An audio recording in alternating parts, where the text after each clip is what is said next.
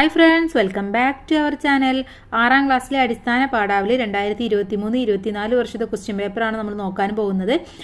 അപ്പോൾ നമ്മൾ ക്ലാസ് 6ൻ്റെ കുറച്ച് വിഷയങ്ങളൊക്കെ അപ്ലോഡ് ചെയ്തിട്ടുണ്ട്. ഇനി ഏതെങ്കിലും സബ്ജക്റ്റുകൾ കൂട്ടുകാർക്ക് ആവശ്യമായിട്ടുണ്ടെങ്കിൽ തീർച്ചയായിട്ടും കമൻറ്റ് ചെയ്യാൻ മറന്നു പോകരുത്. ചിലപ്പോൾ ഇതിൻ്റെ കമൻറ്റ് ബോക്സ് ഓഫ് ആയിരിക്കും. അപ്പോൾ ക്ലാസ് 7ൻ്റെ വീഡിയോയുടെ കമൻറ്റിൽ നിങ്ങൾ കമൻറ്റ് ചെയ്താൽ മതി നിങ്ങൾക്ക് ഏത് സബ്ജക്റ്റാണ് ആവശ്യമായിട്ടുള്ളത് എന്ന്. അപ്പോൾ എന്തായാലും നമുക്ക് ഈ ക്വസ്റ്റ്യൻ പേപ്പറിലെ ക്വസ്റ്റ്യൻസ് ഒക്കെ എന്തൊക്കെയാണെന്ന് നോക്കാം. ഒന്നാമത്തെ പ്രവർത്തനം വായിക്കാം എഴുതാം എന്ന പ്രവർത്തനമാണ്. സ്കൂളിലെ വീട്. ഞങ്ങളുടെ സ്കൂളിൽ ഉയർന്ന ഒരു കളിസ്ഥലമുണ്ട്. എൻ്റെ കൂട്ടുകാരികളുടെ പേരാണ് ഷീജ, സിന്ധു.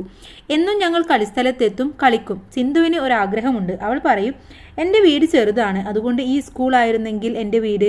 അത് പറഞ്ഞിട്ട് അവൾ ചിരിക്കും. എന്നും അവൾ ഇങ്ങനെ പറയും. ഇതൊരു ശീലമായി മാറി. ഒരു ദിവസം കഷ്ടകാലം തന്നെ. സിന്ധു അങ്ങനെ പറഞ്ഞപ്പോൾ ഹെഡ് മാസ്റ്റർ മുന്നിൽ പ്രത്യക്ഷപ്പെട്ടു. ഹെഡ് മാസ്റ്റർ പറഞ്ഞു, നീ വേണമെങ്കിൽ ഇവിടെ താമസിച്ചോ. അത് കേട്ട പാതി കേൾക്കാത്ത പാതി സിന്ധു നാണിച്ചു ഒറ്റയോട്ടം. ഞങ്ങളും പുറകെ ഓടി. പിന്നൊരിക്കലും അവൾ ആ ആഗ്രഹം പറഞ്ഞില്ല. NG നയനതാര. ഓക്കെ, സ്കൂളിലെ വീട് എന്ന ഒരു കൊച്ചു കഥയാണ് ഇവിടെ തന്നിട്ടുള്ളത്. ഇനി ഇതുമായി ബന്ധപ്പെട്ട ചോദ്യങ്ങളും അവയുടെ ആൻസേഴ്സുമാണ് നമുക്ക് നോക്കാനുള്ളത്. ചോദ്യം, കൂട്ടുകാർ എന്നും ഒത്തുകൂടുന്നത് എവിടെയാണ്? പാടത്ത്, കളിസ്ഥലത്ത്, തെരുവിൽ. എവിടെയാണ്? കളിസ്ഥലത്ത്. B, താഴെ പറയുന്നവയിൽ സിന്ധുവിൻ്റെ സ്വഭാവവുമായി യോജിക്കാത്ത പ്രസ്താവന ഏത്? സ്കൂളിനൊപ്പം വലുപ്പമുള്ള വീട് വേണം. കൂട്ടുകാരികളുമായി ആഗ്രഹങ്ങൾ പങ്കുവെക്കും. തൻ്റെ ചെറിയ വീടിനെ കുറിച്ച് അവൾ സംതൃപ്തയായിരുന്നു. ഏതാണ്? തൻ്റെ ചെറിയ വീടിനെ കുറിച്ച് അവൾ സംതൃപ്തയായിരുന്നു എന്നുള്ളതാണ് ഇവിടെ യോജിക്കാത്ത പ്രസ്താവന. ഇനി C, നീ വേണമെങ്കിൽ ഇവിടെ താമസിച്ചോ എന്ന് പറഞ്ഞതാരാണ്? Sheeja, Sindhu, head master. ആരാണ്? Head master.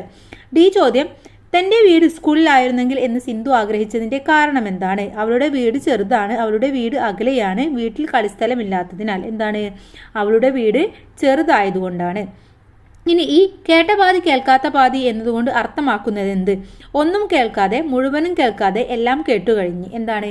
മുഴുവനും കേൾക്കാത്തതിനെയാണ് നമ്മൾ കേട്ട പാതി കേൾക്കാത്ത പാതി എന്ന് പറയുന്നത്. ഓക്കെ, ഇനി പ്രവർത്തനം 2 നോക്കാം. വിവരണം തയ്യാറാക്കുക.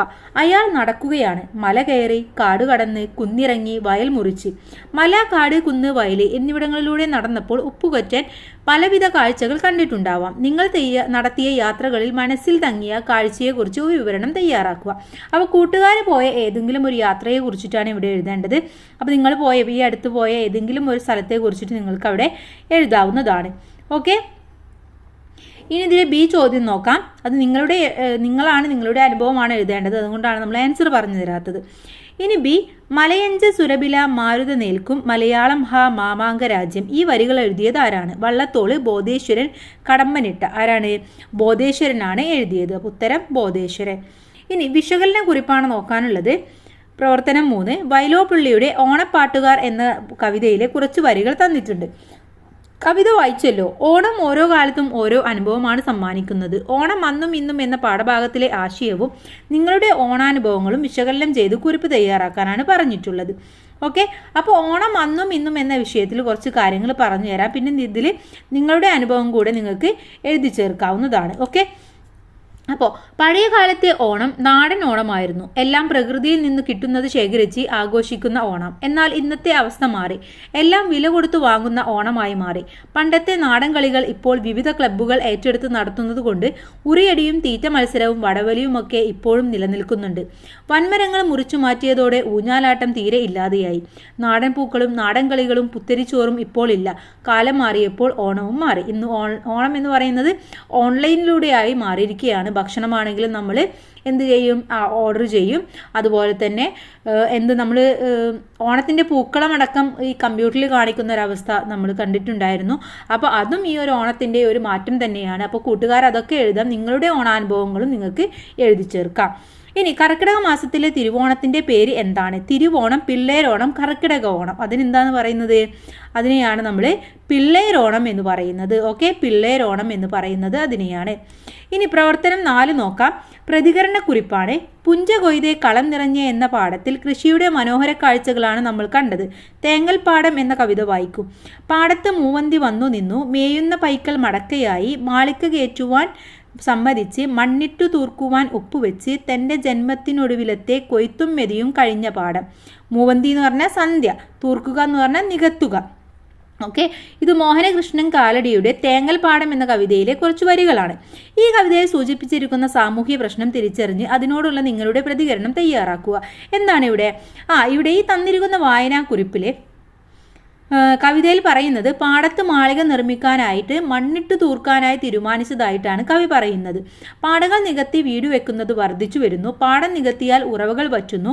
നാടിൻ്റെ ഭംഗി നശിക്കുന്നതിനോടൊപ്പം അരിവില കൂടുന്നു. പാടം തൂർക്കാൻ കൊണ്ടുവരുന്ന മണ്ണ് ഏതെങ്കിലും കുന്ന് ഇടിച്ചതാകാം. ഒരേ സമയം കുന്നും പാടവും നശിക്കുന്ന പ്രവൃത്തിയാണിത്. ഇത്തരം പ്രവർത്തനങ്ങൾ നാം ഒരിക്കലും ചെയ്യരുത്. കഴിയുമെങ്കിൽ അത് തടയുകയും വേണം. അപ്പോൾ ഈ ഒരു പ്രശ്നമാണ് ഇവിടെ കാണുന്നത്. പാടത്ത് മൂവന്തി വന്നു നിന്നു, അഥവാ സന്ധ്യ വന്നു നിന്നു. മേയുന്ന പൈക്കൾ എന്ന് പറഞ്ഞാൽ പശുക്കളെല്ലാം വീട്ടിലേക്ക് തിരിച്ചുപോയി. മാളിക കയറ്റുവാൻ സമ്മതിച്ച് മണ്ണിട്ട് തൂർക്കുവാൻ ഒപ്പുവെച്ച്. എന്താണ്? മാളിക കയറ്റാൻ വേണ്ടിയിട്ട് അവിടെ മണ്ണിട്ട് തൂർക്കാൻ ഒപ്പുവെച്ചു എന്ന് പറഞ്ഞാൽ പഞ്ചായത്തിൽ നിന്നും മറ്റുമൊക്കെ നമുക്ക് ഒപ്പും കാര്യങ്ങളെല്ലാം കിട്ടണം. അതാണ്. അപ്പോൾ ഈ എൻ്റെ ജന്മത്തിലെ ഇവിടുത്തെ കൊയ്ത്തും മെതിയെല്ലാം അവസാനിച്ചു. ഇനി ഇവിടെ എന്താണ്? മണ്ണിട്ടിട്ട് മാളികയാണ് ഉയരാൻ പോകുന്നത്. അപ്പോൾ ഈ ഒരു സാമൂഹ്യ പ്രശ്നമാണ് ഇവിടെ കാണുന്നത്. ഇവിടെ മണ്ണിട്ട് നികത്തുമ്പോൾ എന്താണ്? അവിടെ പാടം മാത്രമല്ല കുന്നുമാണ് നമുക്ക് ഇല്ലാതാവുന്നത്. കാരണം പാടം നികത്താൻ വേണ്ടി മണ്ണ് കൊണ്ടുവരുന്നത് ഏതെങ്കിലും കുന്ന് ഇടിച്ചിട്ടായിരിക്കും.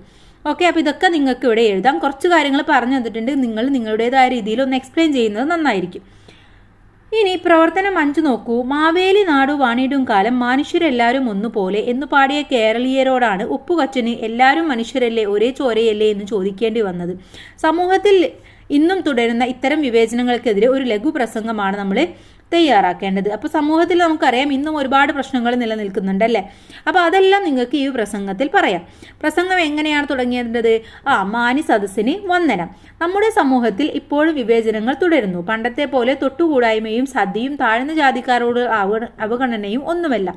അതെന്താണെന്ന് നോക്കാം. കേരളത്തിലെ പ്രധാന വിവേചനം സ്ത്രീ പുരുഷ വിവേചനമാണ്.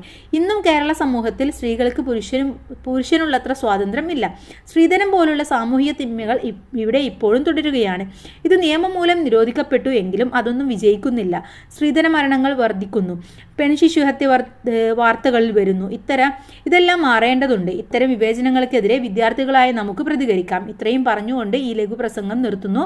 നന്ദി, നമസ്കാരം. ഓക്കെ, അപ്പോൾ ഇവിടെ എന്തൊക്കെ നമ്മൾ പറഞ്ഞു? സ്ത്രീ പുരുഷ വിവേചനത്തെക്കുറിച്ച് പറഞ്ഞു, സ്ത്രീധനത്തെക്കുറിച്ചിട്ട് പറഞ്ഞു, അതുപോലെ തന്നെ എന്താണ് പെൺശിശു ഹത്യയെ കുറിച്ചിട്ട് പറഞ്ഞു. അപ്പോൾ ഇതൊക്കെ നിങ്ങൾക്ക് ഉൾപ്പെടുത്താം. പിന്നെ ഇനി വേറെ എന്തൊക്കെയുണ്ട്? വേറെയും ഒരുപാട് പ്രശ്നങ്ങളുണ്ട് അല്ലേ, പീഡനം, അതൊക്കെ നിങ്ങൾക്ക് ഇതിൽ ഉൾപ്പെടുത്താവുന്നതാണ്. ഇനി ഇതിലെ ബി ചോദ്യം, അങ്ങയുടെ ശബ്ദം നാറാണത്തിൻ്റേത് തന്നെ, മുഖച്ഛായ പാക്കനാരുടേതും, ആരുടെ വാക്കുകളാണ് ഇതെന്നാണ് ചോദിച്ചിട്ടുള്ളത്. ഈ വാക്ക് ആരാണ് പറഞ്ഞിട്ടുള്ളത്? അഗ്നിഹോത്രി ഉപ്പുകൊച്ചൻ കുട്ടികൾ. ആരാണ്? ഉപ്പുകൊച്ചനായിരുന്നു ഇത് പറഞ്ഞിട്ടുണ്ടായിരുന്നത്. ഇനി ഇതിലെ 6ാമത്തെ പ്രവർത്തനം, വയൽ വർണ്ണനയുടെ വരികൾ വായിച്ചല്ലോ. നിങ്ങൾ കണ്ടിട്ടുള്ള വയലിൻ്റെ മനോഹര ദൃശ്യം വർണ്ണിക്കാനാണ് പറഞ്ഞിട്ടുള്ളത്. നിറനെന്മണിയാൽ സ്വർണ്ണപ്പാടം ഇളവയിലേറ്റു തിളങ്ങുന്നു. പല നിറമേലും കിളികൾ പാടും പാട്ടുകൾ നീളെ മുഴുകുന്നു. ഇതാണ് തന്നിട്ടുള്ളത്. ഇതിൽ നിങ്ങൾ കണ്ട ഒരു വയലിൻ്റെ മനോഹരമായ ഒരു ദൃശ്യത്തെ കുറിച്ചിട്ടാണ് നിങ്ങൾ വിവരിക്കേണ്ടത്. അപ്പോൾ കുറച്ച് കാര്യങ്ങൾ പറഞ്ഞു തരാം. നിങ്ങൾ വയൽ കണ്ടിട്ടുള്ളവരാണ്, അപ്പോൾ അതിൻ്റെ ഭംഗി നിങ്ങൾക്കറിയാം, അതും കൂടെ നിങ്ങൾക്ക് എഴുതാം. പണ്ടൊക്കെ നെൽപ്പാടങ്ങളായിരുന്നു പ്രദേശങ്ങൾ. ഇപ്പോൾ വെള്ളം വയറ്റി വയലല്ലാതായി മാറിയിരിക്കുന്നു. ഞങ്ങളുടെ വീടരികുള്ള പ്രദേശം പണ്ട് നെൽപ്പാടങ്ങൾ ആയിരുന്നു എന്ന് അച്ഛൻ പറഞ്ഞിട്ടുണ്ട്. ഇന്ന് അത് ഹൗസിംഗ് കോളനിയായി മാറിയിരിക്കുന്നു. ഞാൻ നെൽവയൽ കണ്ടിട്ടില്ല. ഒരിക്കൽ പാലക്കാട് ജില്ലയിലെ പട്ടാമ്പിയിൽ പോയപ്പോഴാണ് ആദ്യമായി നെൽവയലുകൾ കണ്ടത്. കണ്ണെത്താ ദൂരത്തോളം പച്ചമെത്ത വിരിച്ചതുപോലെ പരന്നു കിടക്കുന്ന മനോഹരമായ ഒരു കാഴ്ച. അപ്പോൾ നിങ്ങൾ കണ്ട ഏതെങ്കിലും ഒരു പാടത്തെ കുറിച്ചിട്ട്, ഒരു വയലിനെ കുറിച്ചിട്ട് എഴുതാവുന്നതാണ്. ഇത്രയുമാണ് ഈ ക്വസ്റ്റ്യൻ പേപ്പർ എന്ന് പറയുന്നത്. അപ്പോൾ എല്ലാ ക്വസ്റ്റ്യൻസും നമ്മൾ ഡിസ്കസ് ചെയ്തു. അപ്പോൾ എല്ലാ കൂട്ടുകാർക്കും നല്ല മാർക്ക് തന്നെ സ്കോർ ചെയ്യാൻ കഴിഞ്ഞിട്ടുണ്ടാകുമെന്ന് വിചാരിക്കുന്നു. Thanks for watching.